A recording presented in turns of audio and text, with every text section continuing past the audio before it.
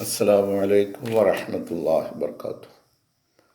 أشهد أن لا إله إلا الله وحده لا شريك له وأشهد أن محمدا عبده ورسوله.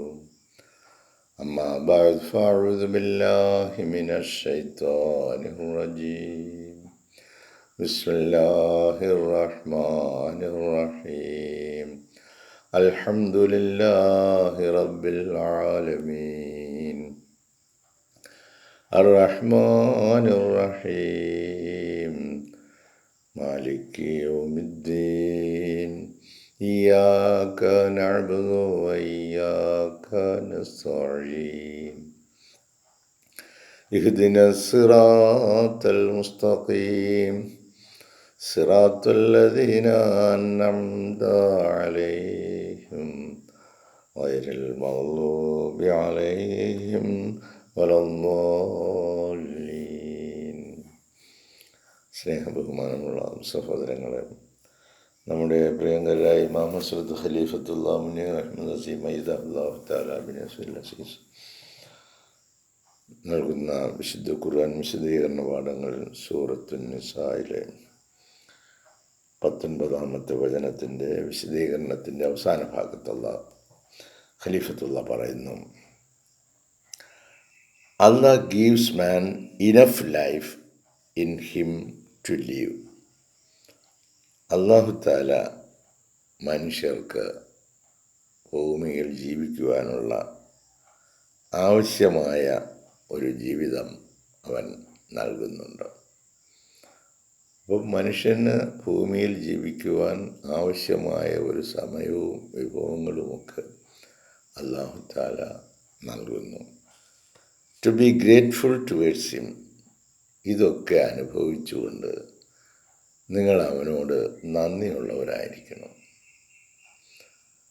നമ്മൾ ഒന്ന് ആലോചിച്ച് നോക്കിയാൽ നമ്മൾ ശ്വസിക്കുന്ന വായുവും കുടിക്കുന്ന ജലവും കഴിക്കുന്ന ആഹാരവും അതിനെയൊക്കെ രൂപകൽപ്പന ചെയ്തിരിക്കുന്നതും നമുക്ക് തികച്ചും അനുയോജ്യമായ നിലയിൽ അവ സൃഷ്ടിച്ച് ഉപയോഗപ്രദമായ നിലയിലാക്കി തന്നിരിക്കുന്നത് സർവശക്തനായ അല്ലാഹുവാണ് എന്ന് ചിന്തിക്കുകയാണെങ്കിൽ മനസ്സിലാവും. അപ്പോൾ ഇതിലെ ഒരു എണ്ണവും നമ്മുടേതല്ല, നമുക്ക് ഔദാര്യമായി നൽകപ്പെട്ടിരിക്കുകയാണ്.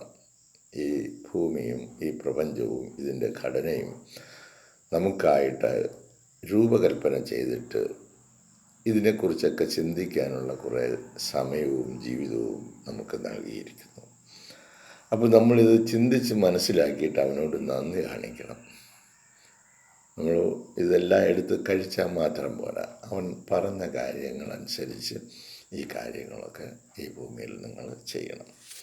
And to recognise his signs and revelations. അതുപോലെ അവൻ ഈ പ്രപഞ്ചത്തിൽ കാണിച്ചിരിക്കുന്ന ദൃഷ്ടാന്തങ്ങൾ, അടയാളങ്ങൾ, അതുപോലെ കാലാകാലങ്ങളിൽ അവൻ നൽകിക്കൊണ്ടിരിക്കുന്ന വെളിപാടുകൾ, വെന്നെവർ ഹി സെൻസ് ദം,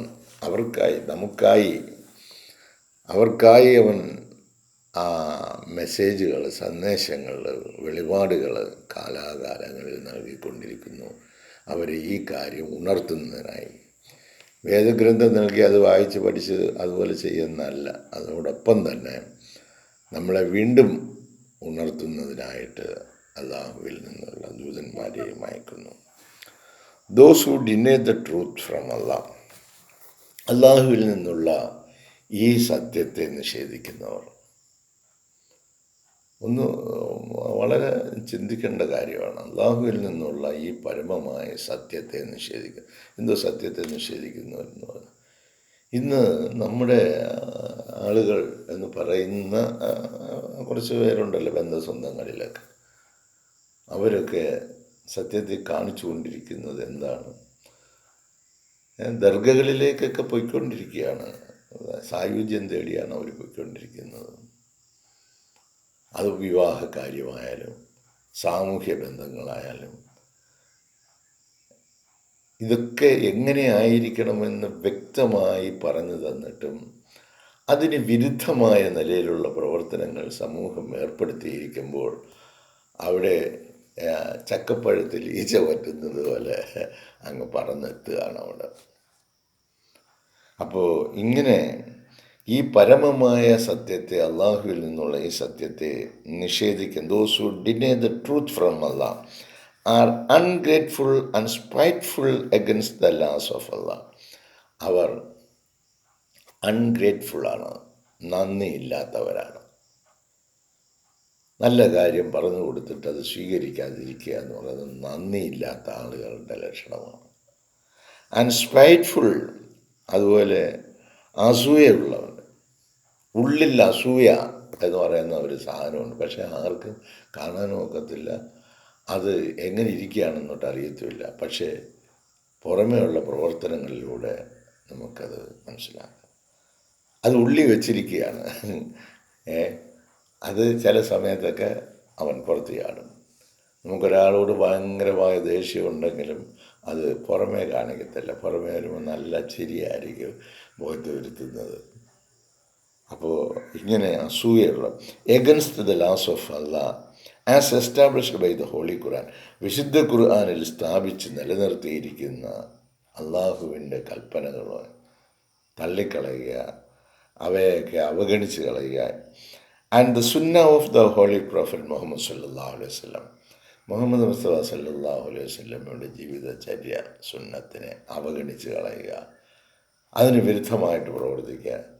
ഇങ്ങനെയൊക്കെ പ്രവർത്തിക്കുന്നവർക്ക് it is these people who shall be the losers. ഇത്തരം ആളുകളാണ് നഷ്ടകാരികളാകുന്നത്.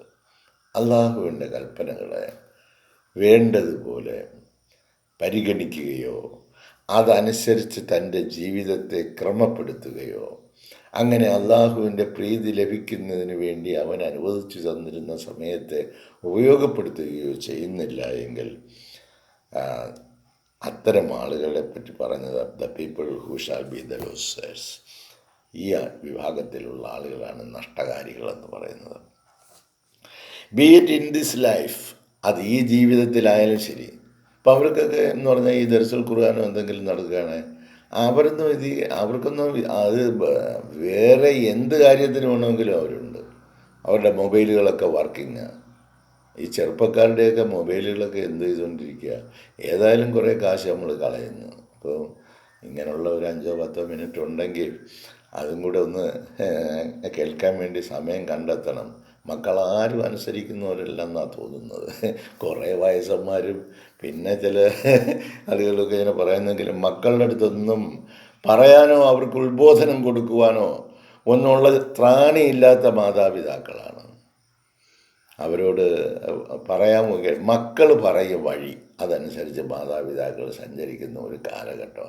ഇതൊന്നും അല്ല ഇതിൽ പറയുന്നത് കേട്ടോ. ഇതിൽ അല്ലാഹു തആല ചില നിബന്ധനകൾ വെച്ചിട്ടുണ്ട്, ചില വഴികൾ വെച്ചിട്ടുണ്ട്, ചില വെളിപാടുകൾ വെച്ചിട്ടുണ്ട്, ചില ഉത്ബോധനങ്ങൾ വെച്ചിട്ടുണ്ട്. അതനുസരിച്ച് നിങ്ങൾ പ്രവർത്തിക്കണമെന്നാണ് പറയുന്നത്. അപ്പോൾ Allah shall not accept their repentance.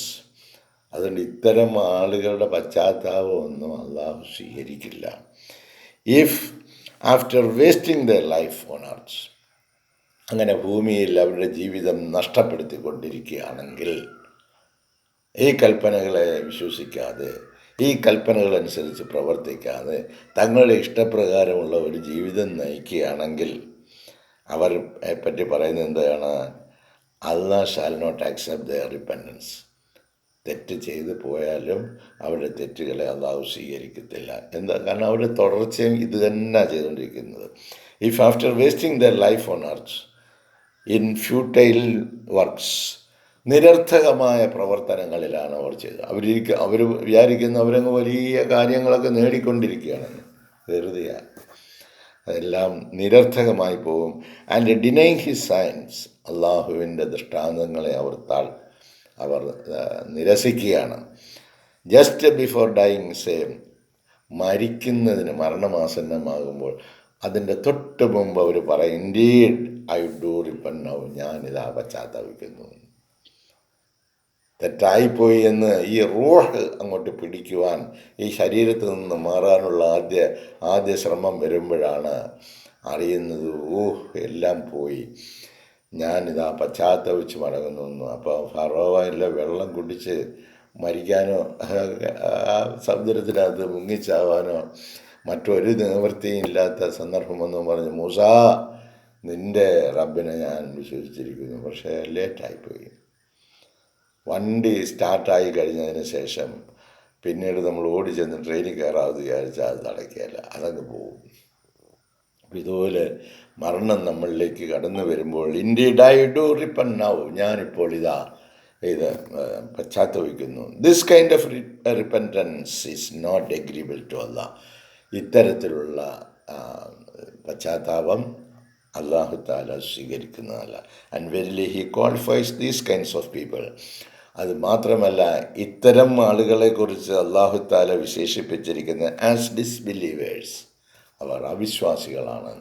അങ്ങനെ ജീവിക്കാനും അവർക്ക് സ്വാതന്ത്ര്യമുണ്ട് കേട്ടോ.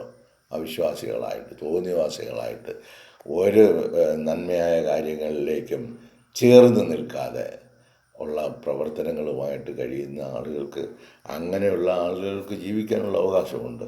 അവരെ അല്ലാഹു തആല വിശേഷിപ്പിച്ചിരിക്കുന്നത് ഡിസ്ബിലീവേഴ്സ് എന്നാണ്, അവിശ്വാസികളെന്നാണ്. ഇൻഡീഡ് അല്ലാഹ് റിസർവ്സ് പെയിൻഫുൾ റിട്രിബ്യൂഷൻസ്. തീർച്ചയായിട്ടും അല്ലാഹു തആല അവർക്ക് മുൻകൂട്ടി കരുതി വച്ചിരിക്കുകയാണ് പെയിൻഫുൾ റിട്രിബ്യൂഷൻസ്, വേദനാജനകമായ അതികഠിനമായ ശിക്ഷ അവർക്ക് വേണ്ടി തയ്യാറാക്കുക. Four these kinds of people, ഇത്തരം ആളുകൾക്ക്. പറഞ്ഞിട്ട് അവർ നന്നാകുകയല്ല, ആ പഴയ റൂട്ടിൽ കൂടെ തന്നെ അവർ പോകും. അത്തരത്തിലുള്ളവർക്ക് വേണ്ടി അള്ളാഹു കരുതി വച്ചിരിക്കുന്നത് painful retributions for these kinds of people, വളരെ വലിയ വേദനാജനകമായ ശിക്ഷ അവർക്ക് വേണ്ടി ഒരുക്കി വച്ചിരിക്കുകയാണ്. Because of their non conformance with Islam, അള്ളാഹുവിൻ്റെ നിയമങ്ങളുമായി അവർ യോജിച്ച് പോകാത്തതിൻ്റെ പരിണിത ഫലമായിട്ട്, സയൻസ് അള്ളാഹുവിൻ്റെ ദൃഷ്ടാന്തങ്ങളെ തള്ളിക്കളഞ്ഞതിൻ്റെ ഫലമായിട്ട്, ആൻഡ് മെസ്സഞ്ചേഴ്സ് സന്ദേശവാഹകരെ, ദൂതന്മാരെ അവനിൽ നിന്നും വന്ന അത്തരത്തിലുള്ള ആത്മാക്കളെ നിസ്സംഗതയോടുകൂടി തള്ളിക്കളഞ്ഞു. അത്തരത്തിലുള്ള ആളുകളെ അവർക്ക് വേണ്ടി നല്ലതുപോലെ കരുതി വച്ചിട്ടുണ്ട് എന്ന് മുന്നറിയിപ്പ് നൽകുകയും ചെയ്യുന്നു. ഈ കാര്യങ്ങളൊക്കെ നമ്മുടെ കുടുംബാംഗങ്ങളെല്ലാം ഒരുമിച്ചിരുന്ന് ചർച്ച ചെയ്യുകയും ചിന്തിക്കുകയും പ്രവർത്തനത്തിന് മാറ്റം വരുത്തുകയും ചെയ്യേണ്ടതാണ്. അങ്ങനെ ഓരോ വ്യക്തിയും ഓരോ കുടുംബവും അള്ളാഹിൻ്റെ കൽപ്പന അനുസരിച്ചുള്ള പ്രവർത്തനങ്ങൾ ചെയ്യാനായി തയ്യാറാകുകയാണെങ്കിൽ, അങ്ങനെ പല കുടുംബങ്ങളാകുമ്പോൾ ഈ ലോകത്തിനെ തന്നെ മാറ്റിമറിക്കാൻ കഴിയും. ഒരു വ്യക്തിയും ഒരു കുടുംബവും മാത്രം പോരാ, ഒരുപാട് വ്യക്തികളും ഒരുപാട് കുടുംബങ്ങളും ഇങ്ങനെ ഒരു ആത്മീയ ആചാര്യൻ്റെ കാലഘട്ടത്തിൽ ഉണർത്താൻ വേണ്ടി വന്നപ്പോൾ, നമ്മളെ ഉണർത്തിയിട്ടും നമ്മൾ ഉണരുന്നില്ല എങ്കിൽ നമ്മുടെ പ്രവർത്തനങ്ങൾ മരവിപ്പിച്ചിരിക്കുകയാണ്.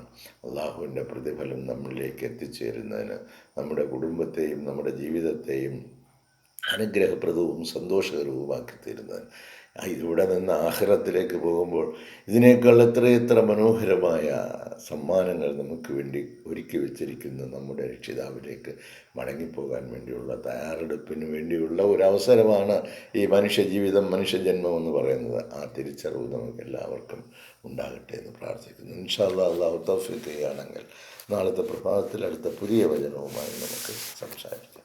ജസാക്കുമുല്ലാഹ് ഹുസ്നുൽ ജസാ. അസ്സലാമു അലൈക്കും വറഹ്മത്തുള്ളാഹി വബറകാതുഹു.